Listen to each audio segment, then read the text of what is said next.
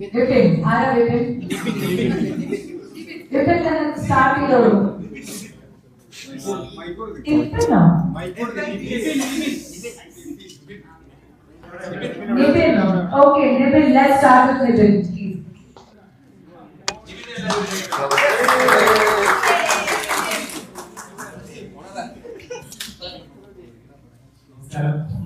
First of all cinema കണ്ടത് വളരെ നല്ലൊരു സിനിമയായിരുന്നു. ഇങ്ങനൊരു ജോണർ ഫസ്റ്റ് എനിക്ക് തോന്നുന്നു ഇന്ത്യ ആദ്യമായിട്ടായിരിക്കും ഇങ്ങനെ ഒരു പാരനോർമൽ മിസ്റ്ററി ജോണർ വരുന്നത്. അതിപ്പോ ഏറ്റവും ക്ലിയർ എക്സ്പീരിയൻസ് ഉള്ള സൗണ്ട് എല്ലാം എത്രമാത്രം എഫേർട്ടാണ് ഒരു ജോണർ ഒരു എഫേർട്ട് സിനിമ ചെയ്യാമെന്ന് തോന്നുന്നുണ്ടായിരുന്നു. ഇത് ആക്ച്വലി 2011-10 കൺസീവ് ചെയ്ത സബ്ജക്റ്റായിരുന്നു. അതിങ്ങനെ ഞാൻ ഡിസ്കസ് ചെയ്യാറുണ്ട്. he was ready to produce at one point in time. പിന്നെ ആ സമയത്ത്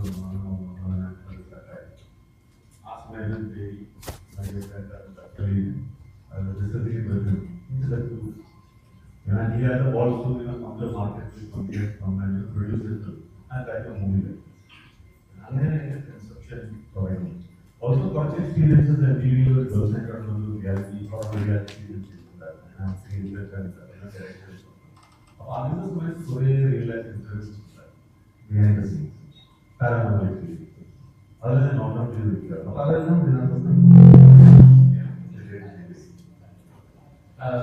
ഇപ്പോൾ ഡൗട്ട് ഒന്നുമില്ല, എന്തുകൊണ്ടാണ് നമുക്ക് ഈ കൾച്ചർ ചൂസ് ചെയ്യാൻ കാരണം? ചെയ്യുമ്പോൾ ഒരു ഹോറർ മൂവിൽ ഇങ്ങനത്തെ ഒരു കൾച്ചർ ചൂസ് ചെയ്യാൻ കാരണം? See, film ചെയ്യുകയാണെങ്കിൽ personal question ആണ്. Film ചെയ്യുകയാണെങ്കിൽ മലയാളത്തിൽ genre and ഇവിടുത്തെ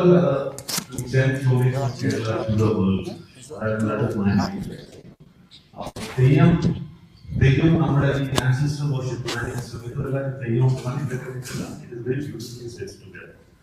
That is the reason why theyyam ഇതിനകത്തെല്ലാം യൂസ് ചെയ്തിട്ടുണ്ട്.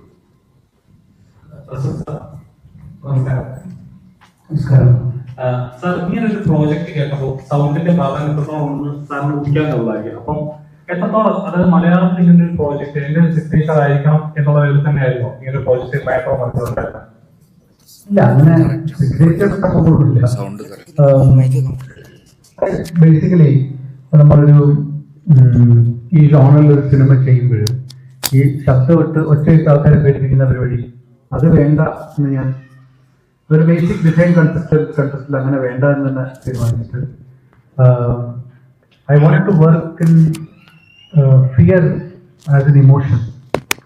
അതൊരു ലോങ് സ്റ്റാൻഡിങ് ഇമോഷൻ. അത് not just one sporadic one spike that you saw something and get scared. അങ്ങനെ അല്ലാതെ ഒരു ലോങ് സ്റ്റാൻഡിങ് ഇമോഷനായിട്ട് നിൽക്കണം. അത് ഫിയർ നമുക്ക് എല്ലാവർക്കും എപ്പോഴും ഫിയർ ഉണ്ട്. ഇപ്പം parents are feared, they are scared about their children going astray.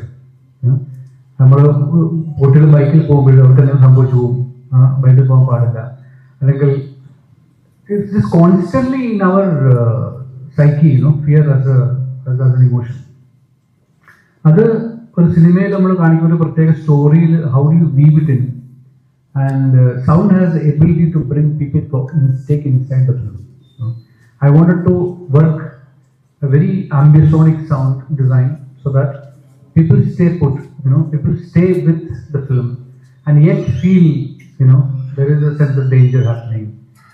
We wish that the kids wouldn't have done something like that, It is the same feeling that a parent would feel when their young child, who has not got a license to takes bikes out of the house. I wanted the same feeling to come to the audience, It's kind of a, how can I connect the everyday reality of our living to a film of this genre and kind? That is the basic idea. That's how I work towards creating the soundscape. Kishore sir,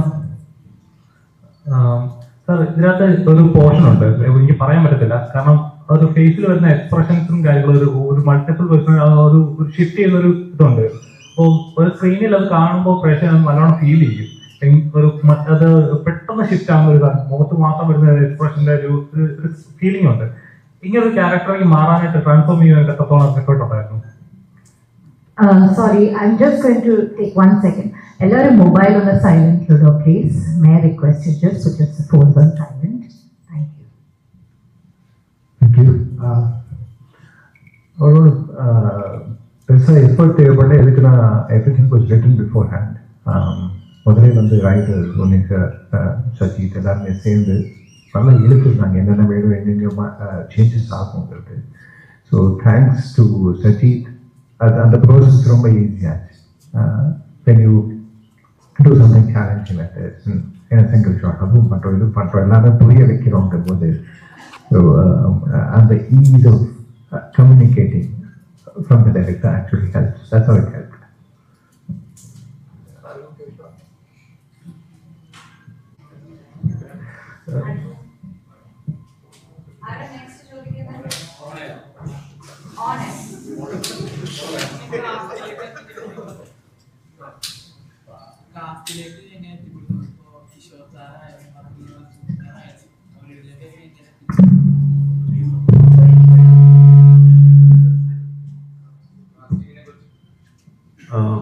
See, Rasool is I know him, we are family. So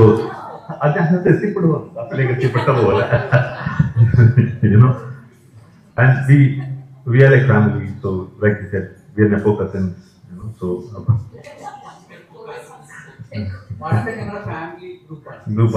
family group production group.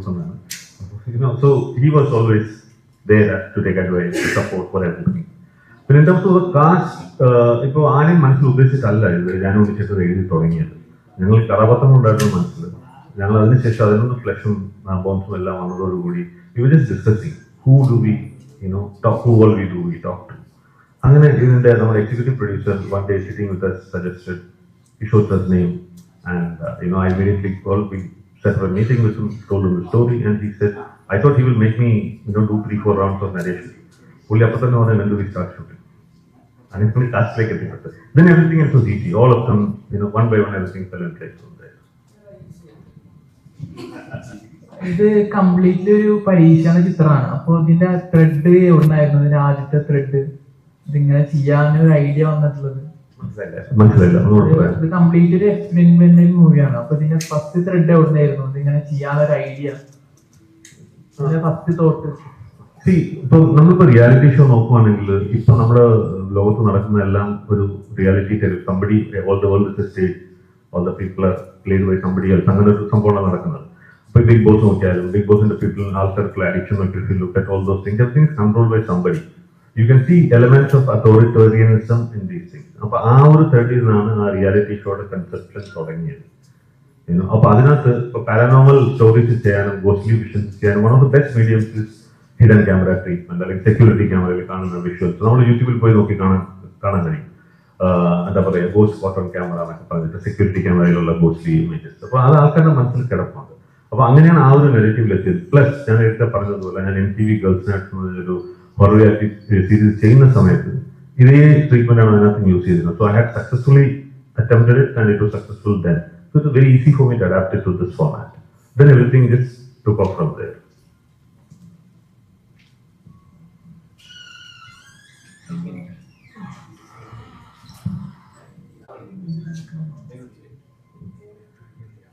ഇതിനകത്ത് കുറച്ച് മറ്റേ വീഡിയോയുടെ ഷോട്ടൊക്കെ ഉണ്ടല്ലോ, like അത് മറ്റേ GoPro അങ്ങനത്തെ camera use ചെയ്ത്. അതെ, ആ റിയലിസത്തിന് വേണ്ടി ഗോപ്രോ തന്നെയാണ് യൂസ് ചെയ്തത്.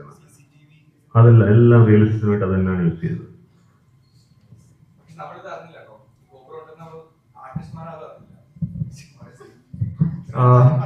ഇല്ല, ഇത് ഭയങ്കര ഒരു ഇമ്പോർട്ടൻറ്റ് സാധനമാണ് ഞാൻ പറയാൻ പോകുന്നത്. നമുക്ക് ആകെ കിട്ടിയത് കാണുന്നില്ല അല്ലേ, നമുക്ക് ആക്ച്വലി സാറ് പറ്റിച്ചു. നമ്മളോട് പറഞ്ഞില്ല ഇതിനകത്ത് ഗോപ്രോ ഉണ്ട്. ഈ ടോൾഡ് us ക്യാമറ ആണ്, പക്ഷെ we didn't know like it is actually like shooting when it's on.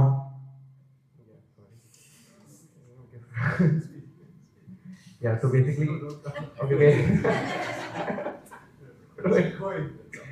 basically നമ്മൾ അവിടെ ക്യാമറ ഉണ്ട് നമ്മൾ അറിഞ്ഞില്ല. നമ്മൾ ഷൂട്ട് ചെയ്തു first. Initially we did our part, നമ്മുടെ റിഹേഴ്സൽ. ആ റിഹേഴ്സലായിരുന്നു ആക്ച്വലി ഷോട്ട് ഓൺ. അപ്പൊ നമ്മൾ ഏത് ഷോട്ടാ യൂസ് ചെയ്യാൻ പോകണം നമുക്ക് അറിയില്ല. അപ്പൊ ആ ഗോപ്രോ, ജംഗിൾ, ലൈറ്റ് ഇതെല്ലാം എനിക്ക് വേണ്ടി ഒരു പുതിയ കോൺസെപ്റ്റ് ആയിരുന്നു. ബാക്കി ആർട്ടിസ്റ്റുമാരിലേക്ക് അറിയില്ല. അപ്പോൾ അതൊരു learning. It was other directors lenses plus another DOP Keiko Nakara, ഒരു Japanese, she had valid inputs ഇങ്ങനെ ചെയ്യാം. അപ്പോൾ ഞാൻ GoPro യൂസ് ചെയ്യാൻ സജസ്റ്റ് ചെയ്തപ്പോൾ ടെക്നിക്കൽ കുറച്ച് ഡിഫിക്കൽട്ടീസ് ഉണ്ടായിരുന്നു. ബട്ട് ലക്കിലി GoProയുടെ ലേറ്റസ്റ്റ് വേർഷൻസ് അപ്പോൾ അവൈലബിൾ ആയിരുന്നു മാർക്കറ്റിൽ. സോ അത് എളുപ്പമായിരുന്നു actually.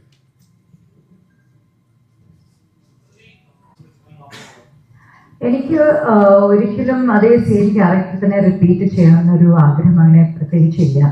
I prefer doing different kinds of styles. അതായത് ട്രെയിനിൽ പാടി നടക്കുക, അല്ലെങ്കിൽ സൂപ്പർ മോഡലാവാം, അല്ലെങ്കിൽ ഇതുമാതിരി ഒരു നോർമലായ ഒരു പെൺകുട്ടിയാവാം. സോ ഐ എൻജോയ്, അതൊരു എക്സ്പ്ലോറേഷൻ ഞാൻ അധികം എൻജോയ് ചെയ്യുന്നതാണ്. കിസ്മത്തൊക്കെ ചെയ്തതിന് ശേഷം അതുപോലെ തന്നെ 2-3 ക്യാരക്ടേഴ്സ് എനിക്ക് ഓഫർ ചെയ്തു. പക്ഷേ അതിൻ്റെ ഇടയ്ക്ക് കുമാരി എന്നൊരു പടം വന്നിട്ടുണ്ടായിരുന്നു. So that was also completely different. പിന്നെ അതിന് ശേഷം വടക്കൻ കെട്ടി. അപ്പോൾ ഐ പ്രിഫർ, അതാണ് ഒരു രസം, ഒരു എൻജോയ് ചെയ്തൊരു വേറൊരു ക്യാരക്ടറായി മാറുന്നത്. I like the process. അപ്പോൾ യെസ്, ഞാൻ സെലക്റ്റീവായിട്ടാണ് ചെയ്യുന്നത്. പിന്നെ അത്രയും ഓഫേഴ്സ് വരണ്ടേ, കുറച്ച് ഓഫേഴ്സ് വരും, അതൊന്നും ഞാൻ സെലക്ട് ചെയ്യും. So yeah. Who's next?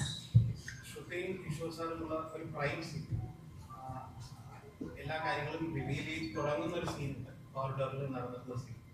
കാരണം ഇത് പുറകിൽ നടന്നിട്ടുള്ള റൈറ്റിംഗ് ആയിരുന്നു, സിനിമാറ്റോഗ്രഫി ആയിരുന്നു, ഇവർ കൊടുത്തിട്ടുള്ള ആക്ടേഴ്സ് കൊടുത്തിട്ടുള്ള എക്സ്പ്രഷൻസ് ആയിരുന്നു, സൗണ്ടിങ്, ആ എഫേർട്ട് ഏതെങ്കിലും ഒരു ഏരിയ പറയുന്നെങ്കിൽ കംപ്ലീറ്റ്ലി ആയിട്ട് എസ്തെറ്റിക് വാല്യൂ മാറിപ്പോയത് വേറെ രീതിയിൽ ആൾക്കാരെടുത്ത്.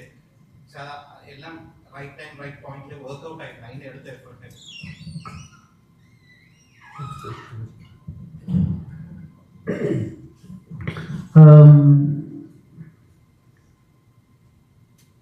അത് ഈ സൂപ്പർ നാച്ചുറൽ പ്രോസസ് ചെയ്യുമ്പോൾ എങ്ങനെ സൗണ്ട് ചേഞ്ച് ചെയ്യും, അതെങ്ങനെ നമുക്കത് ഒരു അൺനാച്ചുറൽ ഇതാക്കാം. അത് ഞാൻ കുറച്ച് AI ഉപയോഗിച്ചിട്ടുണ്ട്. കുറേ AI പ്ലഗിൻസ് ഞാൻ ഉപയോഗിച്ചിട്ടാണ് ആ ഒരു വോക്കൽ ക്രിയേറ്റ് ചെയ്തത്. You feel a man inside a woman. So that it sort of justifies the story. I wanted that. ഒറ്റയടിക്ക് കേൾക്കുകയാണെങ്കിൽ മൾട്ടിപ്പിൾ ലെയേഴ്സ് അതിനകത്തുണ്ടാക്കും. There are various layers of sounds that I have put together, including animals. Plus, just the vocal processing is done through an AI-based platform. So it creates, sometimes you feel like a snake, sometimes you feel very monstrous, sometimes you feel very selective, So as per the expression keeps changing, I have to draw lines to create, ആ സീനിൻ്റെ essence പോകാതെ, എന്നാൽ നമുക്ക് sound ഭയങ്കര ഓവർപവറിങ് ആകാതെ ആ essence പോകാതെ നിലനിർത്തുക. ഓരോ മൊമെന്റിലും അവിടെ ഓരോരോ എലിമെന്റ്സ് ആയിട്ട് കാണിക്കുക. നമുക്ക് പ്രത്യേകിച്ച് ഇങ്ങനെ ഉള്ള സിറ്റുവേഷൻ ആദം ആൻഡ് ഈവ് ആ ഒരു concept, suddenly the snake comes in. In certain sections I made her feel like എന്താ പറയുക, പാമ്പിന്റെ സീൽക്കാരല്ലേ, you make the voice sound like that. So it's been, it's very carefully crafted like that. That's probably that scene comes across very, it is in the right dot. It's actually said this was sort of caused it all this after the shooting. Shooting സമയത്ത് Sajid sir, കേക്കോ മാം, കിഷോർ, ഉണ്ണിച്ചേട്ടൻ, ഞങ്ങൾ ഒരുമിച്ച് ഇരുന്നിട്ട് Sajid sir എന്നോട് പറഞ്ഞു, because I was carrying that starting bit, അങ്ങനെ മേഘ പ്രോസസ്സായിട്ട് വന്നിരിക്കുന്ന ഒരു സമയമാണ്. അപ്പോൾ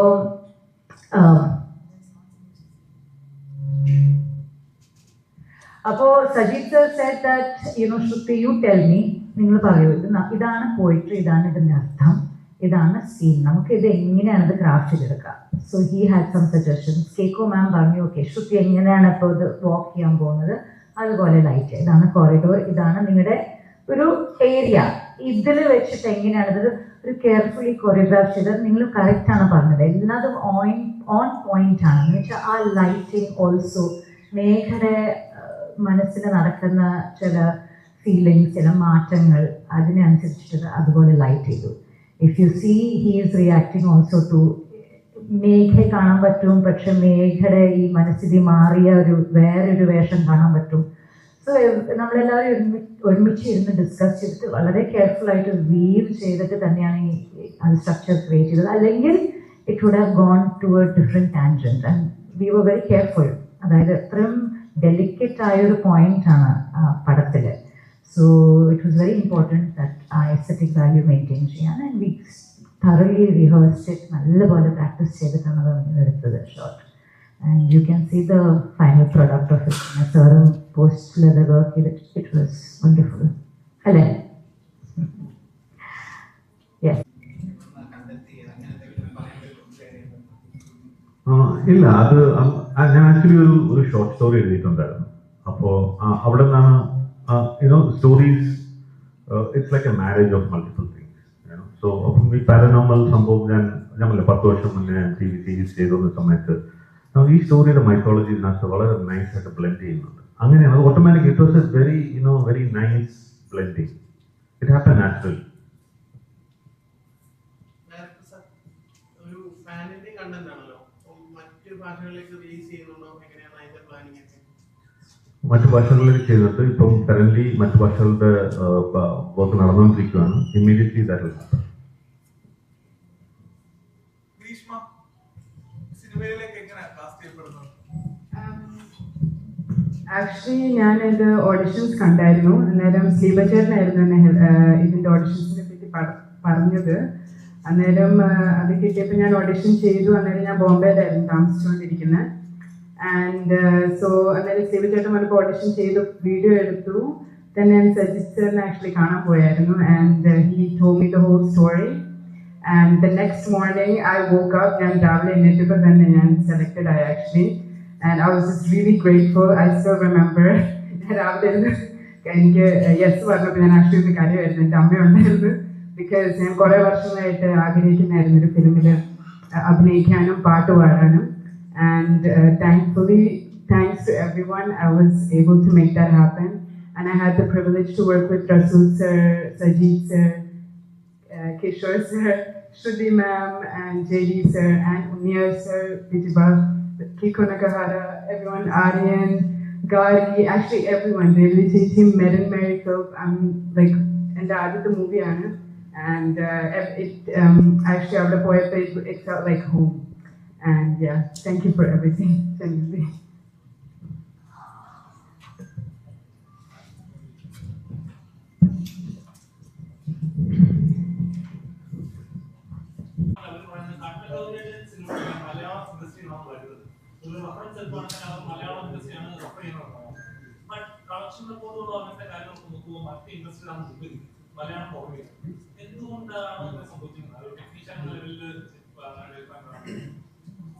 അങ്ങനെയല്ല, കളക്ഷനിൽ ലാസ്റ്റ് ഇയർത്തെ if you take record Malayalam cinema has done outstandingly well.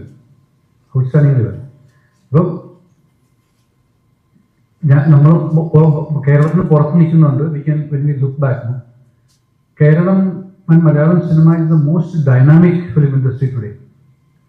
Like I remember somebody asked JD, why has he made a film like, why did he, as a Bombay production house, only എന്തിനാ നാട്ടിൽ വന്ന് ഒരു Malayalam cinema ചെയ്തു?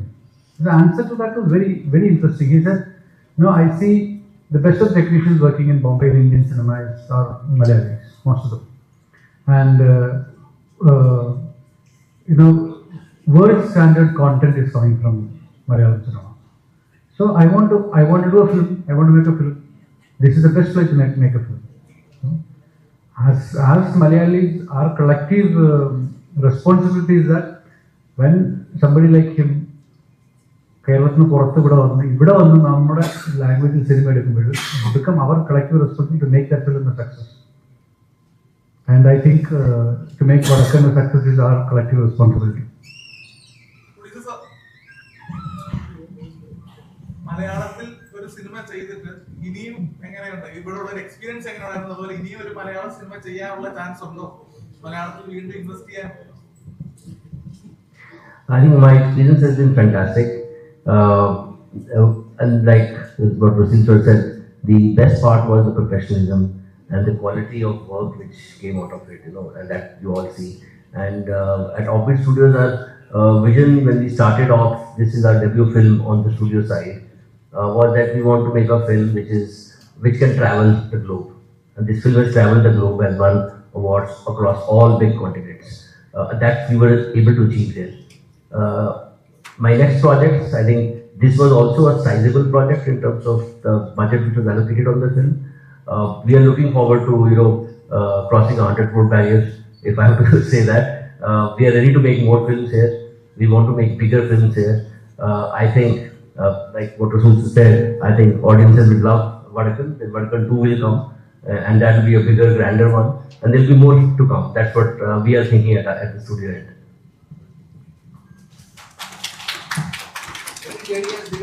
Plan for Malayalam cinema is coming in a big way. It's just the beginning, baby step.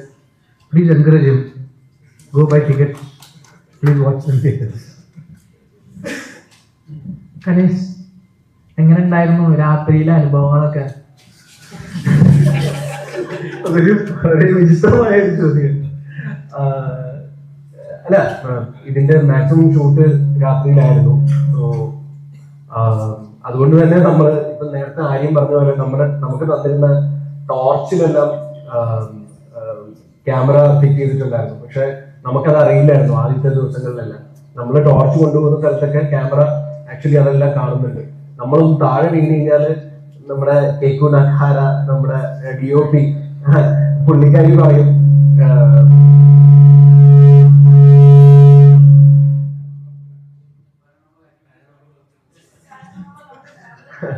നമ്മൾ താഴെ വീഴുമ്പോൾ പോലും ഈ ടോർച്ച് ലൈറ്റ് നമുക്ക് നമ്മുടെ മുഖത്തേക്ക് തിരിച്ചു വെക്കണം, എന്നാലേ ക്യാമറയിൽ നമ്മൾ താഴെ വീഴുന്നത് പതിയത്തുള്ളൂ, അങ്ങനെയൊക്കെ പറഞ്ഞിട്ടുണ്ടായിരുന്നു. അപ്പൊ അതുകൊണ്ട് നമുക്ക് ആക്ച്വലി ആസ് എൻ ആക്ടർ നമ്മൾ ക്യാമറമാനായിട്ടും കൂടി മാറുന്ന ഒരു സിറ്റുവേഷൻ ആണ് ഈ രാത്രി ഷൂട്ട് ചെയ്യുന്ന കാര്യം ചോദിച്ചപ്പം അതാണ് ഓർമ്മ വരുന്നത്. കാരണം എവിടെയാണ് ക്യാമറ വെച്ചിരിക്കുന്നതെന്ന് പോലും നമുക്കറിയില്ല.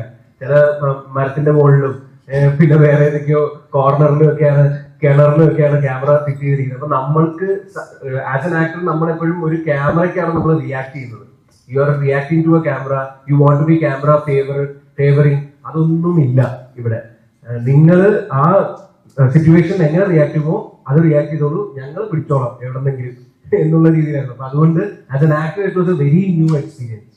രാത്രി ഷൂട്ടിന്റെ കാര്യം ചോദിച്ചുകൊണ്ട് പറഞ്ഞത്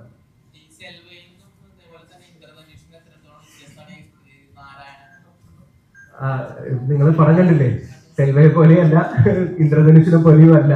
നാരായണൻ കംപ്ലീറ്റ്ലി ഡിഫറെന്റ് ആണ്. നാരായണൻ എന്താ പറയണ്ട, ഒരു ഈ ആവശ്യമില്ലാതെ തന്റെ ഇടിയാണെന്ന് കാണിക്കുന്ന അഹങ്കാരിയായിട്ടുള്ള അത്യാവശ്യം കോഴിയായ കണ്ടാരണ്ടർക്ക് കൊടുക്കണം തോന്നുന്ന പോലത്തെ ഒരു ക്യാരക്ടറാണ്. അപ്പൊ അത്രയും വെറുപ്പിക്കലാണ് നാരായണൻ. അപ്പൊ അത് അങ്ങനെ തന്നെ ചെയ്യുക എന്നുള്ളതാണ്. സെൽവയെ പോലെ കണ്ടാൽ അയ്യോ എന്ത് നല്ല മനുഷ്യരുത് എന്ന് തോന്നരുത്. അപ്പൊ അത് ഒരു നടനെന്ന നിലയിൽ നമുക്ക് അങ്ങനത്തെ ക്യാരക്ടർ കിട്ടുമ്പോഴേ നമുക്കത് ആ ഒരു അത് പ്രൂവ് ചെയ്യാൻ പറ്റുള്ളൂ. നമുക്ക് അങ്ങനെ ഓപ്പർച്യൂണിറ്റി കിട്ടണം. അതിന് സജീദിക്കാണ് താങ്ക്സ് പറയേണ്ടത്. അങ്ങനത്തെ ഓപ്പർച്യൂണിറ്റി കിട്ടി. അല്ലാതെ നമ്മൾ ടൈപ്പ് കാസ്റ്റ് ആയിപ്പോയി എല്ലാ ക്യാരക്ടറും സെൽവയെ പോലെ എല്ലാ ക്യാരക്ടറും നന്മപരമായിട്ട് ചെയ്തൊരു കാര്യമില്ല. അപ്പൊ അതൊരു താങ്ക്സ്.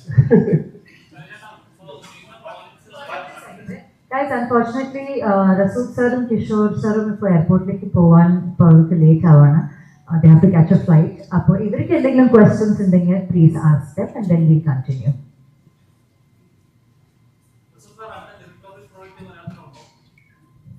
അടുത്ത something is in pipeline.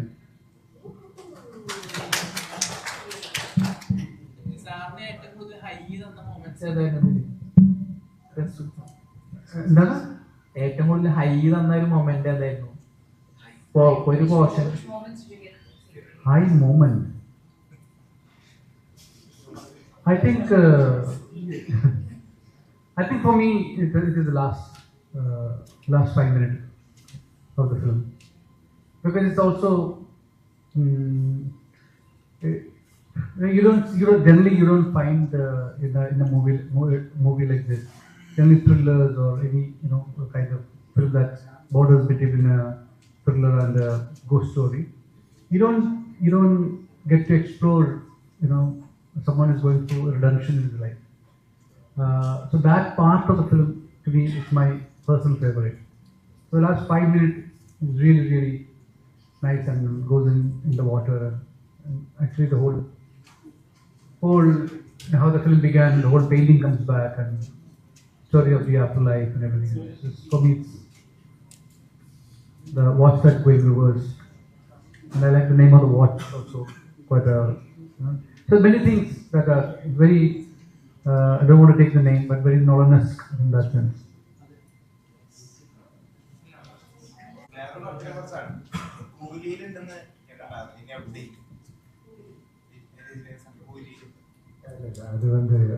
Again, some typo error or wrong reporting or something. I'm not telling that.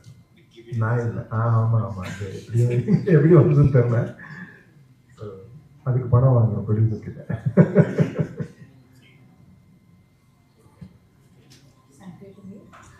Any questions for Vijay? Questions undo? Yeah. Acha sir, ഒരു ഗ്രൂപ്പ് ഫോട്ടോ എല്ലാവരും എടുത്തോളൂ before you leave. ഗതിയിലുള്ള ഒരു horror ഫിലിമായിട്ട് നിങ്ങൾ കാണരുത്. മീഡിയയോടുള്ള ഒരു request ആണ്. എല്ലാവരും ഈ ഹൊറർ ഫിലിം എന്ന് പറഞ്ഞ് ഇതിനെ ടേം ചെയ്യുന്നത് തന്നെ തെറ്റാണ്. അത് നിങ്ങളോട് റിക്വസ്റ്റ് ആയിട്ട് പറയുന്നത് ഒരു ഹൊറർ ഫിലിം അല്ല. ഇതൊരു ടിപ്പിക്കൽ എന്താ പറയണ്ടേ, ഒരു കോൺജൂറിംഗ് പോലെയോ പഴയ ഈവിൽ ഡെഡ് പോലെയോ ഒക്കെ ഉള്ള ഒരു ഹൊറർ ഫിലിം അല്ല. ഇതൊരു ജംപ് സ്കെയർസ് ഒക്കെ കാണാൻ വേണ്ടിയിട്ട് വരേണ്ട, അങ്ങനെ തിയേറ്ററിൽ വരേണ്ട ഒരു സിനിമയല്ല. ഇതൊരു എക്സ്പീരിയൻസ് ആണ്. ഇതൊരു പാരനോർമൽ ഇൻവെസ്റ്റിഗേറ്റീവ് ത്രില്ലർ എന്ന് നമ്മൾ വീണ്ടും വീണ്ടും പറയുന്നതിന് ഒരു കാരണമുണ്ട്. അതൊരു പുതിയ ജോൺറ ആണ്. ആ ജോൺറയിലുള്ള സിനിമകൾ നമ്മൾ അധികം കണ്ടിട്ടില്ലാത്തതുകൊണ്ടാണ് നമ്മൾ വീണ്ടും വീണ്ടും ഇതിനെ ഹൊറർ എന്ന് വിളിച്ച് അഭിസംബോധന ചെയ്യുന്നത്. അത് തെറ്റാണ്. അപ്പൊ നമ്മൾ അതിൽ ട്രെയിൻ ആവേണ്ടിയിരിക്കുന്നു. ഇങ്ങനത്തെ സിനിമകൾ കുറെ വേൾഡ് സിനിമയിൽ കുറെ സിനിമകൾ ഉണ്ട്. മലയാളത്തിൽ ആദ്യമായിട്ട് വരുന്നത് കൊണ്ടായിരിക്കാം ചിലപ്പോൾ ഈ ഒരു എന്താ പറയുന്നത് തെറ്റായിട്ട് അതിനെ ഹൊറർ എന്ന് പറഞ്ഞ് വിശേഷിപ്പിക്കുന്നത്. അതുകൊണ്ട് ഇതൊരു പാരനോർമൽ ഇൻവെസ്റ്റിഗേറ്റീവ് ത്രില്ലർ. ഇതൊരു പുതിയ ജോൺറയാണ്. ആ ജോൺറയിൽ ഒരു ആദ്യത്തെ സംരംഭമായിട്ടാണ് ഈ സിനിമ വടക്കൻ നിങ്ങൾ കാണുന്നത്. Okay, thank you.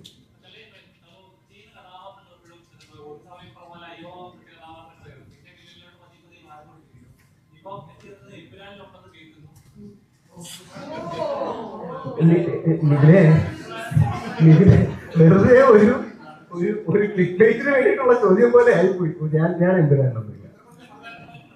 അയ്യോ ഇല്ല, അങ്ങനെ എന്തെങ്കിലും ഉണ്ടെങ്കിൽ വലിയ അറിയും. ഇപ്പൊ തൽക്കാലം ഞാൻ ഒന്നിലുമില്ല.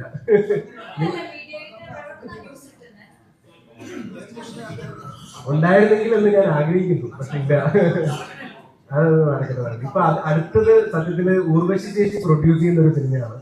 അത് ഒരു കോമഡി ഡ്രാമയാണ്. ഇപ്പൊ നേരത്തെ പറഞ്ഞ പോലെ ഇതുവരെ മറ്റേ ഈ നന്മമരം കളിച്ചു, പിന്നീട് വില്ലൻ കളിച്ചു. ഇപ്പൊ നെക്സ്റ്റ് ഒരു full out and out comedy ഡ്രാമയാണ്. അത് ഊർവശി ചേച്ചി പ്രൊഡ്യൂസ് ചെയ്യുന്ന പടമാണ്.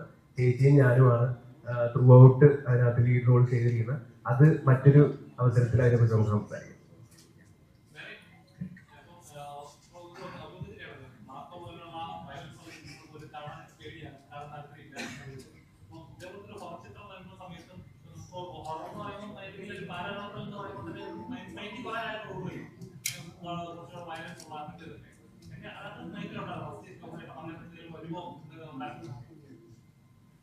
ഫസ്റ്റ് ഓഫ് ഓൾ, ഞങ്ങളുടെ പ്രൊമോഷൻ ഇന്റർവ്യൂവില് ആ ആങ്കർ ചോദിക്കുന്ന ചോദ്യങ്ങൾക്കാണ് ഞാൻ ഉത്തരം കൊടുത്തിട്ടുള്ളത്. ഒരു സിനിമയെ കുറിച്ചിട്ടോ അല്ലെങ്കിൽ എൻ്റെ സ്വന്തം ഇൻഡസ്ട്രിയിൽ ഇറങ്ങുന്ന ക്രിയേറ്റീവ് ആയിട്ടുള്ള വർക്കുകളെ പറ്റിയിട്ടോ മോശമായിട്ട് ഞാൻ അഭിപ്രായം പെടുത്തിയിട്ടില്ല. ഞാൻ പറഞ്ഞത് ഒരു കാര്യവും വന്നത് വേറൊരു കാര്യമായിട്ടാണ്. അതിൽ വളരെ ദുഃഖമുണ്ട്. ദയവ് ചെയ്ത് ഉപദ്രവിക്കേണ്ടി.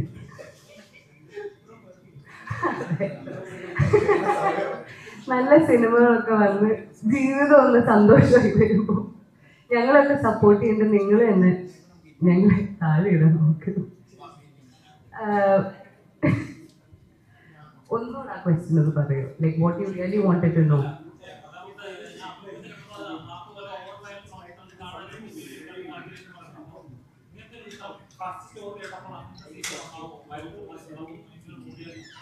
ഇല്ല, നമുക്ക് എല്ലാവർക്കും നമ്മളുടേതായിട്ട് ഉള്ളിൽ ഒരുപാട് ഇൻഹിബിഷൻസും പേടികളും കാര്യങ്ങളും ഉണ്ടാവില്ല. അപ്പൊ അതേപോലെ എനിക്ക് പേഴ്സണലി പേടിയുണ്ട്, പക്ഷെ ആ സിനിമ ഞാൻ കാണില്ല എന്നതുകൊണ്ട് ഞാൻ പേടിയെന്നല്ല ഞാൻ പറഞ്ഞത്. എനിക്ക് ഭയങ്കര ഇഷ്ടമാണ് കാണാൻ, പക്ഷെ മനസ്സിനെ ഒന്ന് പ്രാപ്തിപ്പെടുത്തിയിട്ട് ആ സിനിമ എനിക്ക് കാണണം, അത് എൻജോയ് ചെയ്യണം, ആ ക്രാഫ്റ്റ് എന്താണെന്ന് എനിക്ക് അറിയണം. അതേപോലെ ഈ സിനിമ ചെയ്യുമ്പം പാരനോർമൽ ആക്ടിവിറ്റീസ് എനിക്ക് ഭയങ്കര ഇഷ്ടമുള്ള കാര്യം ഇങ്ങനത്തെ കാണുന്നതും ഓക്കെ. അപ്പം സ്വന്തമായിട്ട് അത് എക്സ്പീരിയൻസ് ചെയ്യുമ്പം പേടിയും കാര്യങ്ങളൊന്നും ഉണ്ടായില്ല.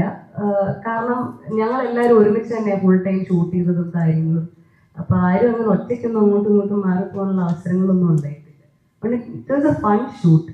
പാരനോർമൽ ഇൻവെസ്റ്റിഗേഷൻ ആണ് ഞങ്ങൾ ചെയ്തതെങ്കിൽ ഞങ്ങൾക്ക് അതൊരു അടിപൊളി ഷൂട്ടായിരുന്നു.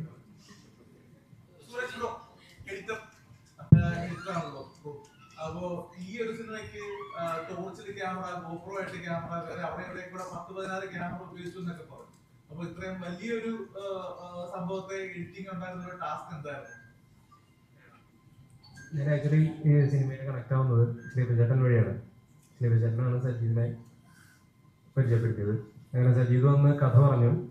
അപ്പൊ കഥ കേട്ടപ്പോൾ നമുക്ക് ഈ പറഞ്ഞ പോലെ മലയാളത്തിൽ അധികം കാണാത്ത ടൈപ്പ്, ഇപ്പോൾ ഈ സ്ക്വിഡ് ഗെയിമോ അല്ലെങ്കിൽ ബിഗ് ബോസ് ഒക്കെ പോലെ അധികം വരാത്തൊരു പ്രമേയമാണ്.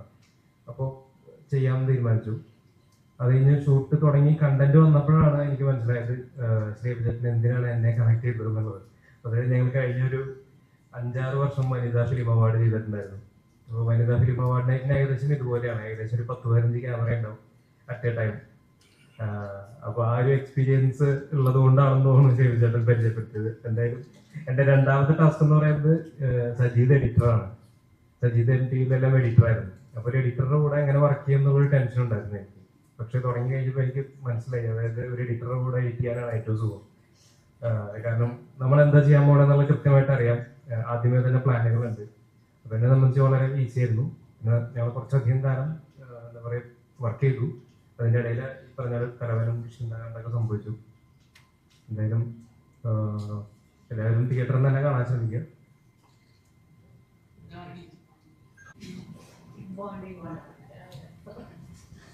ഞങ്ങളിപ്പോൾ സ്റ്റാർട്ടിങ് വർക്ക്ഷോപ്പ് ഉണ്ടായിരുന്നു. അതിന് ഒരു 1 വീക്കോളം ഉണ്ടായിരുന്നു അല്ലേ? 2 weeks. Okay, 10 days. 10 days workshop ഉണ്ടായിരുന്നു. അപ്പോൾ ഈ സമയത്തൊക്കെ ഞങ്ങൾ ഒന്നിച്ചാണ് പല ഇപ്പോൾ Debendranath theatre practitioner, he's an acting trainer. അപ്പോൾ ദേവേട്ടനാണ് ഞങ്ങൾക്ക് വർക്ക്ഷോപ്പ് എടുത്തത്. സോ അപ്പോൾ ഈ ഒരു ടൈമിൽ തന്നെ we found it pretty well. And ഞങ്ങളെപ്പോഴും മറ്റേ ഒരു വണ്ടിയിൽ എല്ലായിടത്തും കൊണ്ടുപോകും, ഒരു വണ്ടിയിൽ തിരിച്ചു കൊണ്ടുവരും അല്ലേ? സ്പെഷ്യൽ ഇൻസ്ട്രക്ഷൻ ഉണ്ടായിരുന്നു അവിടുന്ന്. ഞങ്ങൾ സെപ്പറേറ്റ് വണ്ടികളിലൊന്നും കയറ്റരുത്, 6 പേര് എപ്പോഴും ഒന്നിച്ചുണ്ടാവും. ആൻഡ് അപ്പം ഈ വർക്ക്ഷോപ്പിൻ്റെ ഇടയിൽ തന്നെ പല പല സീക്വൻസുകൾ ചെയ്യുമ്പോഴും we get into like പല പല ഗ്രൂപ്പായിട്ട് വർക്ക് ചെയ്യാൻ തുടങ്ങി. ആൻഡ് ഈവൻ വർക്ക്ഷോപ്പിൻ്റെ ഇടയിൽ ലാസ്റ്റ് ഐ തിങ്ക് ഒരു ട്രഷർ ഹണ്ട് എക്സസൈസ് ഉണ്ടായിരുന്നു. ഞങ്ങളിതുപോലെ 3 പേര് ഡിവൈഡ് ചെയ്തൊരു ട്രഷർ ഹണ്ട് ആയിട്ടൊക്കെ ചെയ്തു. എൻ്റെ ടീം ജയിച്ചായിരുന്നു. എനിക്ക് ടീമിൽ ആരൊക്കെ ഉണ്ടെന്ന് പറഞ്ഞില്ല, എൻ്റെ ടീം ജയിച്ചായിരുന്നു. അപ്പം ഈ ഒരു ഇതുകൊണ്ട് തന്നെ പെട്ടെന്ന് ബോണ്ടായി. പിന്നെ എല്ലാവരും പക്ഷെ ഒറ്റ എയിമോടെയാണ് ഈ പടത്തിൽ നിൽക്കുന്നത്. നല്ലൊരു വർക്ക് പുറത്തേക്ക് കൊടുക്കുക, നല്ലൊരു ഔട്ട് കൊടുക്കുക എന്നുള്ള ഒരു എയിമാണ് ഈ 6 പേർക്കും എല്ലാവർക്കും ഉള്ളത്. പക്ഷെ ഞങ്ങൾ ഒന്നിച്ച് വർക്ക് ചെയ്ത് 6 പേർക്കും ഒരു എയിമാണുള്ളത്. ആൻഡ് ഈ വർക്ക്ഷോപ്പ് ഉള്ളത് കൊണ്ട് തന്നെ ഇപ്പോൾ നമുക്ക് ഓക്കെ ഒരു ആക്ടർക്ക് ചിലപ്പോൾ ഈ ഏരിയയിൽ ബുദ്ധിമുട്ട് വരാൻ സാധ്യതയുണ്ട്. സോ നമുക്ക് എങ്ങനെ അയാളെ സപ്പോർട്ട് ചെയ്ത് അപ്ലിഫ്റ്റ് ചെയ്യാൻ പറ്റും. അപ്പോൾ അങ്ങനത്തെ ഒരു കാര്യം ഞങ്ങൾക്ക് പരസ്പരം വളരെ നന്നായിട്ട് മനസ്സിലാക്കാൻ പറ്റി. അപ്പോൾ അതുകൊണ്ട് തന്നെ ഭയങ്കര എളുപ്പമായിരുന്നു നമുക്ക് വർക്ക് ചെയ്യാൻ.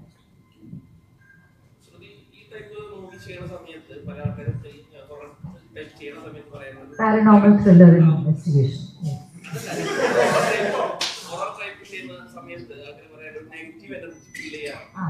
അല്ലെങ്കിൽ ആരോ എന്തോ ഉണ്ടോന്നോ നമ്മൾ ഈ ഫുഡ് കഴിഞ്ഞ് വീട്ടിൽ പോയി കഴിഞ്ഞാൽ ചിലപ്പോ ആരെങ്കിലും പേടിക്കുകയോ അങ്ങനെയൊക്കെ തോന്നാറുണ്ട്. അങ്ങനെ എന്തെങ്കിലും ഫീൽ ഉണ്ടായിരുന്നു? ഷൂട്ട് ചെയ്യുന്ന സമയത്ത് അങ്ങനെയൊന്നും ഫീൽ ഉണ്ടായില്ല. പക്ഷെ എനിക്ക് പേടിയുണ്ടായിരുന്നു ശരിക്കും പറഞ്ഞാൽ. റൂമിലേക്ക് പോയിട്ട് പിന്നെ തന്നെ ഉറങ്ങണം. പക്ഷെ ലക്കിലി രാത്രി മുഴുവൻ ഷൂട്ട് ചെയ്തിട്ട് നൈറ്റ് ഷൂട്ടായിരുന്നു. ഡേ സമയത്ത് സൂര്യന് ഉദിച്ചിട്ടുണ്ട്, അപ്പോൾ അത്ര പേടിയുണ്ടായില്ല. പക്ഷെ ശരിക്കും ഡേ സമയത്ത്, കാരണം അവിടെയും നമ്മൾ താമസിക്കുന്ന ഹോട്ടലിലൊക്കെ കുറച്ച് സെക്ലൂഡഡ് ആണ്, അടുത്ത ആരും ഇല്ല, ഒരു വില്ലേജിലൊക്കെയാണ്. അപ്പോൾ ഒരിക്കൽ റൂമിൽ വന്നാൽ പിന്നെ ഞാൻ പുറത്തേക്ക് ഇറങ്ങില്ല, എന്ത് കാരണം വെച്ചാൽ. അപ്പോൾ എനിക്ക് പേഴ്സണലി പേടിയുണ്ടായി, പക്ഷേ ഷൂട്ടിൽ we all were having like a very good time. And ആ ഒരു റിലാക്സേഷൻ ആയ കാരണമാണ് നമ്മൾ ഇമോഷൻസും സിറ്റുവേഷനും പടത്തിലെ ഷൂട്ടിന്റെ സമയത്ത് കുറച്ചൊന്ന് റിലാക്സ് ആയ കാരണം നമ്മുടെ ഇമോഷൻസ് കൂട്ടി. അങ്ങനെ പേടിച്ച് നിൽക്കുമ്പോൾ നമുക്ക് അഭിനയിക്കണ്ടേ, പക്ഷേ ആ സിറ്റുവേഷൻ വന്നില്ല. So we were all very comfortable with each other, we were very relaxed.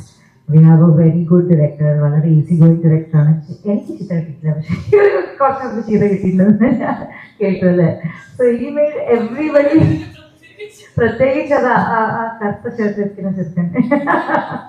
But we had A great time. അങ്ങനത്തെ ഒരു എക്സ്പീരിയൻസ് ഒന്നും ഉണ്ടായില്ല. രാത്രി ഷൂട്ട് ചെയ്യുന്ന സമയത്ത് it was about October November സമയം, കുട്ടിക്കാലത്ത് ഫോഗ് ഉണ്ടായി. പിന്നെ ഒരു അഗൈൻ ചെറിയൊരു മലയുടെ മുകളിൽ ഒരു തണ്ണീർ നിൽക്കുന്ന ഒരു വീട്. അപ്പൊ എല്ലാവരും ടേക്ക് ചെയ്യുന്ന സമയത്ത് സൈലൻസ് ആകുമ്പോൾ നമുക്ക് തോന്നിക്കും പുറത്തുനിന്ന് ആരോ എന്തോ ശബ്ദം വരുന്നുണ്ട്. അങ്ങനത്തെ നമ്മുടെ mind playing games on us. അതുകൂടാതെ we do not have any scary experience അങ്ങനെ ഒന്നും ഉണ്ടായില്ല. പക്ഷെ ഐ വാസ് സ്കേർഡ്, അത് ഞാൻ പറയാം. ഒരു ഈ ഒരു അവസരം ഞാൻ ഉപയോഗിക്കുകയാണ് വ്യക്തിപരമായിട്ട് എനിക്കൊരു കാര്യം. കാരണം ഇതിനകത്ത് കുറെ റിവ്യൂസ് ഒക്കെ ഞാൻ കണ്ടിരുന്നു. അപ്പൊ അതിനകത്ത് അധികം ആളുകൾ പറയുന്നത് ഇതിന്റെ എൻഡിങ് മനസ്സിലായില്ല, അല്ലെങ്കിൽ എൻഡിങ് വളരെ ആംബിഗ്വസ് ആണ്, ഓപ്പൺ എൻഡഡ് ആണെങ്കിലും നമുക്കൊന്നും മനസ്സിലാവുന്നില്ല എന്നൊക്കെ പറയുന്നുണ്ട്. സത്യത്തിൽ നിങ്ങൾ ഇത് കുറച്ചുകൂടി ശ്രദ്ധിച്ച് കാണുവാണെങ്കിൽ നിങ്ങൾക്ക് ഈ എൻഡിങ് ഈസി ആയിട്ട് മനസ്സിലാവും. ഈ എൻഡിങ് മനസ്സിലാവണമെങ്കിൽ ഈ സിനിമയുടെ ഫസ്റ്റ് സീൻ ഒന്ന് ഓർത്തെടുത്താൽ മതി. ഫസ്റ്റ് ഫ്രെയിം ഓർത്തെടുത്താൽ തന്നെ നിങ്ങൾക്ക് അതിന്റെ എൻഡിങ് പിടികിട്ടും. അപ്പൊ അതുകൊണ്ട് ഇനി അത് മനസ്സിലാകാത്ത ആളുകൾ റിവ്യൂ, പക്ഷെ റിവ്യൂവില് അത് ഒരു പോരായ്മയായിട്ട് പറയുന്ന അങ്ങനെ പറയുന്നുണ്ടെങ്കിൽ അത് വീണ്ടും ആ സിനിമ ഒന്ന് പോയി കാണുക. ഇത് ജസ്റ്റ് ഒരു ജംപ് സ്കെയർസിന് വേണ്ടിയിട്ടോ എന്നെ പേടിപ്പിച്ചില്ല എന്നൊക്കെ കുറെ റിവ്യൂസ് കണ്ടു. ഇത് പേടിപ്പിക്കാൻ വേണ്ടിയിട്ടുള്ള സിനിമ അല്ല, ഇത് കുറച്ചുകൂടി ശ്രദ്ധയോടെ കാണേണ്ട ഒരു സിനിമയാണ്. ഇതൊരു എന്താ പറയണ്ടേ, ഒരു യൂഷ്വൽ കമേഴ്ഷ്യൽ പോട്ട് ബോയിലറോ അല്ലെങ്കിൽ ഒരു എന്റർടൈനർ ആയിട്ടുള്ള ഒരു സിനിമയല്ല, കുറച്ച് ശ്രദ്ധിച്ച് കാണേണ്ട സിനിമയാണ്. കുറെ ഈസ്റ്റർ എഗ്സ് ഉണ്ട്, കുറെ ഇന്നർ ലെയേഴ്സ് ഉണ്ട്, എൻഡിങ്ങിലും ഒരു അർത്ഥമുണ്ട്. അപ്പോൾ അത് മനസ്സിലാക്കിക്കൊണ്ട് ഈ സിനിമയെ കാണുക എന്ന് ഒരു ചെറിയൊരു റിക്വസ്റ്റ്. Thank you. ആങ്കർമാരെന്ന് പറഞ്ഞാൽ കുലസ്ത്രീകളെ പോലെ സാരി എടുത്ത് മാന്യമായി മലയാളം മാത്രം സംസാരിച്ച് വരുന്ന ആങ്കർമാരെ കാണുന്ന ഒരു സമയത്ത് നിങ്ങൾ കുറച്ചൊക്കെ മോഡേൺ ആയിട്ട് ചേച്ചിയും രഞ്ജിനിയും ഹരിദാസും അല്ലെ അതുപോലെ ആൾക്കാരൊക്കെ സ്ട്രഗിൾ ചെയ്തു. അതായത് അന്ന് ഈ പറഞ്ഞ സോഷ്യൽ മീഡിയയിലൂടെയൊക്കെ ആണെങ്കിലും ഒരുപാട് നെഗറ്റീവ്സ് ഒക്കെ കേട്ടാണ് നിങ്ങൾ ആ പ്രോഗ്രാമിൽ കുറച്ച് മോഡേൺ ആയിട്ടൊക്കെ ചെയ്തു തരുന്നത്. പക്ഷെ ഇന്ന് അങ്ങനെയുള്ള ആങ്കർമാരെ ആണ് നമ്മൾ ആവശ്യപ്പെടുന്നത്. അപ്പൊ ആ ഒരു സ്ട്രഗിൾ അതിനെ ഇപ്പോ എങ്ങനെ അതിനെ നോക്കിക്കാണുന്നത്? ആ സമയത്ത് ഞാൻ കുറെ സ്ട്രഗിൾ ചെയ്തു. കാരണം ഞാൻ ഇവിടെ വന്നത് എൻ്റെ പേഴ്സണാലിറ്റിക്ക് വേണ്ടിയിട്ടാണ് എൻ്റെ പ്രൊഡ്യൂസർ എന്നെ സെലക്ട് ചെയ്തത് ആ ഷോ ഹോസ്റ്റ് ചെയ്യാൻ. അപ്പൊ ഞാൻ I came as Shruti Menon. ഞാൻ ഇവിടെ വന്നിട്ട് മറ്റൊരാളായിട്ട് മാറാനല്ല. That was not the aim. So ഞാനിത് അറിഞ്ഞില്ല ശരിക്കും പറഞ്ഞാൽ കേരളത്തിൽ വന്നിട്ട് ഇത്രയും നെഗറ്റീവായ ബാക്ക്ലാഷ് എനിക്ക് കിട്ടുന്നത് ഞാൻ ഒട്ടും പ്രതീക്ഷിച്ചില്ല. ആൻഡ് പ്ലസ് ഞാൻ ബോംബെയിൽ താമസിക്കുന്ന കാരണം നെഗറ്റീവായിട്ട് സംസാരിച്ചുകൊണ്ടിരിക്കുന്നത് ഞാൻ അത്ര അറിഞ്ഞില്ല. And I think in a way that was very good. കാരണം അത് മനസ്സിൽ തട്ടിയാൽ പിന്നെ നമ്മുടെ കോൺഫിഡൻസ് റൂം എല്ലാം പോകും. പക്ഷെ നേരെ മറിച്ച് ഇവിടെ വരുന്ന ഷൂട്ട് ചെയ്യുന്ന സമയത്ത് കുറെ പരിഹാസിച്ചിട്ടുണ്ട് ആൾക്കാർ, കുറെ നെഗറ്റീവായിട്ട് കിട്ടിയിട്ടുണ്ട്. പക്ഷെ ഷൂട്ടിൽ കരഞ്ഞിട്ട് കൂടിയുണ്ട് അങ്ങനത്തെ. പിന്നെ ലാംഗ്വേജിൽ അത്ര ബലമുണ്ടായിരുന്നില്ല ആ സമയത്ത്. സോ പക്ഷെ ഇതൊക്കെ I think this is what makes builds your character. അതായത് ഇപ്പൊ ആരെങ്കിലും എന്തെങ്കിലും പറഞ്ഞാൽ I know how to handle it. അപ്പോൾ ചെറുപ്പമായിരുന്നു. This is very normal difficulty. അത്ര എല്ലാവരും ലൈഫ് അത്രയും ഈസി ആയ ലൈഫ് കിട്ടിയാൽ ഇറ്റ്സ് ബോറിംഗ്. കുറച്ചൊന്ന് അപ്പ് ആൻഡ് ഡൗൺ, കുറച്ചൊന്ന് സ്ട്രഗിൾ എല്ലാവർക്കും വേണം. ആൻഡ് സ്ട്രഗിൾ ചെയ്ത് കിട്ടുന്ന final product now see in such a comfortable place. ഇതുപോലത്തെ തന്നെ മീഡിയനെ എത്രയാണ് പറഞ്ഞിരിക്കുന്നത്, മലയാളം അറിയില്ല, പിന്നെ ഞാൻ സംസാരിക്കുന്ന ചില വാക്കുകൾ അതെടുത്ത് പറഞ്ഞിട്ടുണ്ട്. ചിലർ പറയോ ഇവിടെ എന്താണ് സ്റ്റൂളിന്റെ മേലെ, എനിക്ക് ഹൈ ഹീൽസ് ഇഷ്ടമാണ്, ഐ ലൈക്ക് ഹൈ ഹീൽസ്. സ്റ്റൂളിന്റെ മേലെ നിന്നിട്ട് എന്തിനാണ് സംസാരിക്കുന്നത്? കാരണം അവർക്ക് ദേ ഡോണ്ട് അണ്ടർസ്റ്റാൻഡ്. അവരെ ഇന്റിമിഡേറ്റ് ചെയ്യുന്ന ഒരു അവതാരകയായിട്ട് ഞാൻ വന്നു. So what you don't understand you start making fun. അത് അവരുടെ ബുദ്ധി കുറവാണ്. So it was like that. I thought it was very foolish. So today I'm in a much better place. And അതേ മീഡിയ എന്നോട് എൻ്റെ ഫാഷൻ സെൻസിനെ കുറിച്ച് ചോദിക്കുന്നു. പെൺകുട്ടികൾ വന്ന് ചോദിക്കുന്നു ഈ ഷൂസ് എവിടെ നിന്നാണ് മേടിച്ചത്, ആ മേക്കപ്പ് എവിടെ നിന്നാണ് മേടിച്ചത്. സയൻസ്.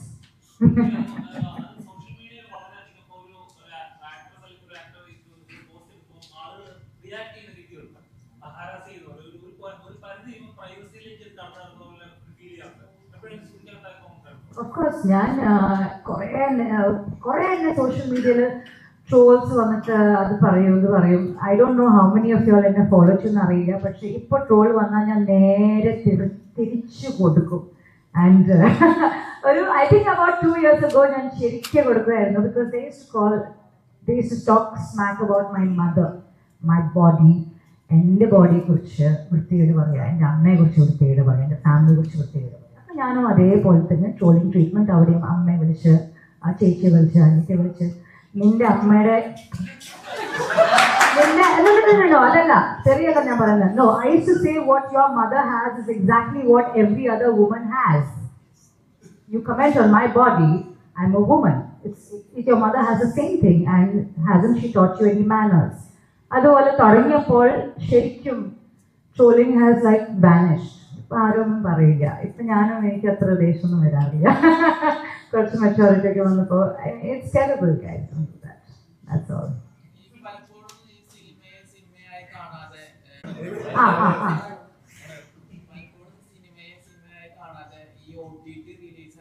ശേഷം അതിന്റെ പോർഷൻസ് ഇട്ടിട്ട് കണ്ടന്റിന് വേണ്ടി മാത്രമായിട്ട് ട്രോൾ ചെയ്യുന്ന കുറെ മലയാളത്തിന് മാർക്കറ്റ് ചെയ്യുന്നുണ്ട്. അല്ലെങ്കിൽ സോഷ്യൽ മീഡിയയിൽ ടാർഗറ്റ് ചെയ്യുന്ന റീസെന്റ് ആയിട്ട് ഇപ്പൊ ബിരിയാണിയുടെ അങ്ങനെ വന്നിട്ടുണ്ട്. അതേപോലത്തെ കുറച്ച് പോർഷൻസ് ഇതിന് വന്നിട്ടുണ്ട്. പക്ഷെ അത് സിനിമയുടെ കണ്ടന്റ് ആണ്, പോർഷൻ സിനിമക്ക് ആവശ്യമുള്ളതാണെന്ന് രീതിയിൽ ചിന്തിക്കാതെ പക്ഷെ ഇത് ചെയ്തിട്ടുണ്ട്. അപ്പൊ ഇത് ഇനി അങ്ങനെ വരുന്നോ അല്ലെങ്കിൽ ഇതിനെ കുറിച്ചൊരു പേടിയോ ഉണ്ടോ? ഇല്ല, എനിക്ക് അങ്ങനത്തെ ഒരു പേടിയൊന്നുമില്ല. കാരണം there's no point. ചില ആൾക്കാർക്ക് ചെയ്യുന്നത് technology. The biggest scariest part of today's world is having an internet connection in a fool's hand. അത് നമുക്ക് ഒന്നും ചെയ്യാൻ പറ്റില്ല. ചെയ്യുന്നവർ ചെയ്തുകൊണ്ടിരിക്കണം. But just to tell everybody that people will continue. I've stopped bothering. എനിക്ക് അങ്ങനത്തെ ഒരു പേടിയൊന്നുമില്ല ഇപ്പോൾ.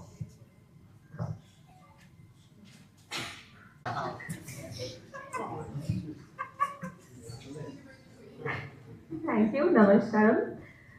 This is my first Malayali movie, and of course the experience is very good. I would like to thanks to my director and my producers and the whole team of Varakan that we become a family now, and it is a really great experience that today. ഇപ്പോൾ ഈ command ഇല്ല എന്ന് പറയുന്നതും ഒരു shot എടുക്കുന്നതിന് മുമ്പ് okay ഇവിടെ നിന്ന് നിങ്ങൾ ഇങ്ങോട്ടാണ് പോകേണ്ടത്, ഇന്ന കാര്യങ്ങളാണ് ഉണ്ടാവുക, ഇതൊക്കെ ആയിരിക്കും നിങ്ങളുടെ ലൈൻസ്, ഇതെല്ലാം ആക്ച്വലി തോന്നിരിക്കുന്നത്. അല്ലാതെ അങ്ങനെ മറ്റേ പശുവിനെ അഴിച്ചുവിട്ട പോലത്തെ പരിപാടിയൊന്നുമില്ല. ഓക്കെ, അപ്പം എല്ലായിടത്തും പോകുമ്പോൾ നമുക്ക് എക്സാക്ട് ഒരു പൊസിഷനോ അല്ലെങ്കിൽ ക്യാമറ എവിടെ ഉണ്ടെന്നോ ഒന്നും അറിയില്ല എന്നുള്ളൂ. നമ്മളെവിടെ പോയാലും അത് റെക്കോർഡഡ് ആയിരിക്കും എന്ന് നമുക്കറിയാം. ബിക്കോസ് ഐ തിങ്ക് 17 ക്യാമറയോളം ബംഗ്ലൂരിൽ എല്ലായിടത്തും ഉണ്ടായിരുന്നു. പുറത്തും ക്യാമറാസ് ഉണ്ട്. അപ്പം നമ്മൾ എവിടെ എടുത്ത് പോയാലും എല്ലായിടത്തും ഈ ക്യാമറ ഉണ്ട്. അപ്പം നമുക്ക് എവിടെ വേണമെങ്കിലും പോകാനുള്ള ഫ്രീഡം ഉണ്ട്. പക്ഷെ എന്നാലും ഈ റൂമിലായിരിക്കും, ഇവിടെ നിന്ന് ഇവിടെ ആയിരിക്കും, ഇവിടെ നിന്ന് അവിടെ ആയിരിക്കും. ഇത് ഉറപ്പില്ല.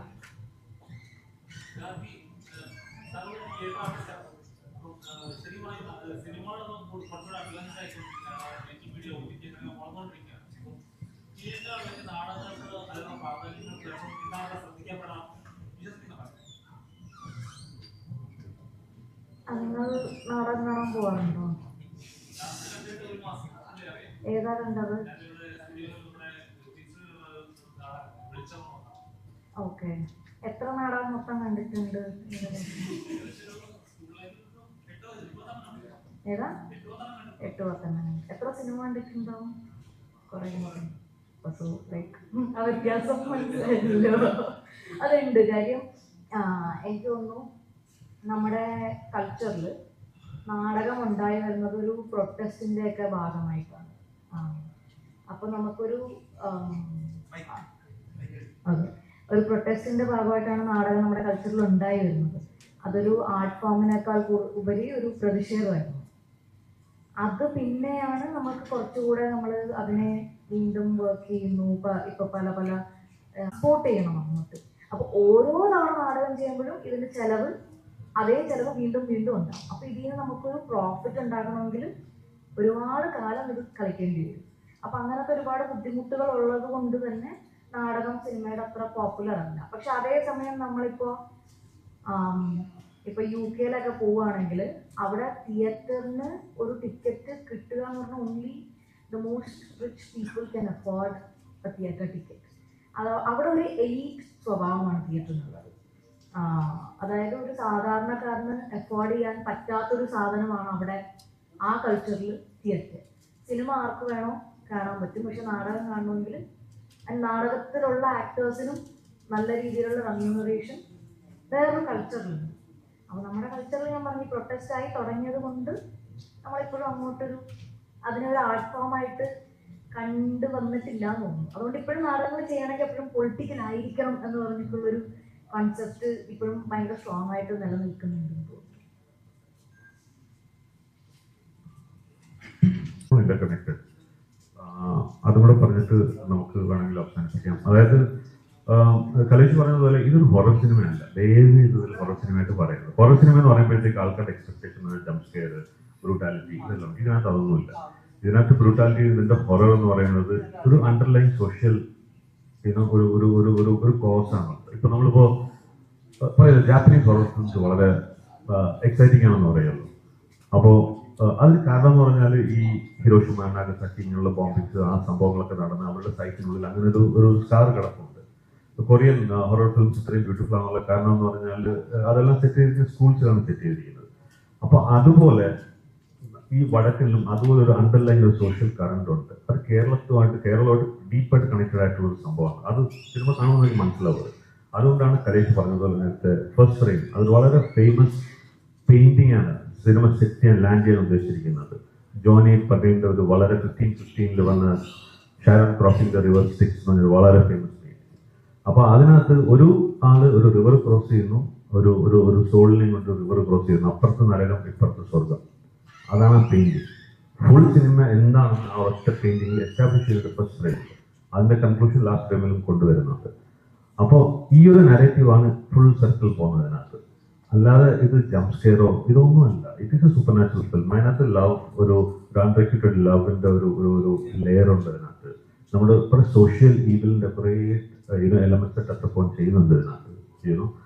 അപ്പോൾ അത് ഇത്തിരി ബുദ്ധിയുള്ളവർക്കേ മനസ്സിലാക്കാൻ പറ്റത്തുള്ളൂ. ബുദ്ധിയുള്ളവർ കണ്ടാൽ മതി. ഒരു ലാസ്റ്റ് കാര്യം പറയാം. ഞാനിപ്പോൾ പറഞ്ഞത് ആരും എഡിറ്റ് ചെയ്തത് പ്ലീസ് ക്ലിക്ക് ബേറ്റിന് വേണ്ടി അത് ചെയ്യരുത്. കാരണം ഞാൻ വളരെ ഇമ്പോർട്ടൻ്റ് ആയ ഒരു സിറ്റുവേഷനെ കുറിച്ച് പറയാണ്. Trolling women on their bodies and abusing them online is horrible. And നിങ്ങൾ അതേ എടുത്തിട്ട് ഞാൻ ഇൻകംപ്ലീറ്റ് സെൻറ്റൻസ് ഞാൻ തെറി വിളിച്ചതല്ല, പക്ഷെ അതിനെ വേണ്ടി നിങ്ങൾ എഡിറ്റ് ചെയ്ത് അത് ഇടുന്നത് നിങ്ങളും അതിൻ്റെ പങ്കാളിയായി മാറും. So don't do that. Just say കോണ്ടെക്സ്റ്റിന് വേണ്ടി പറയാണ്. Okay okay, have you done? Okay. ഇത് വടക്കൻ മൂവിയിലെ തന്നെ പാട്ടാണ്. മയത്രാഫ് MC കൂപ്പർ ആയിട്ടുള്ള ബിജുബാൽ സാറാണ് പ്രൊഡ്യൂസ് ചെയ്തത്. കൂട്ടം തെറ്റിമാറാതെ റൂട്ടിൽ ഞെട്ടി നിൽക്കാതെ ഓട്ടം വെച്ച് പാസാക്ക് ബ്രോസ്കി പെട്ടുപോയാൽ ചോരയും നീറുമൂറ്റും ഈ കോസ്റ്റുകൾ പോസ്റ്റുമോ തെത്തിന് ബാക്കി വെക്കില്ല ബോഡി.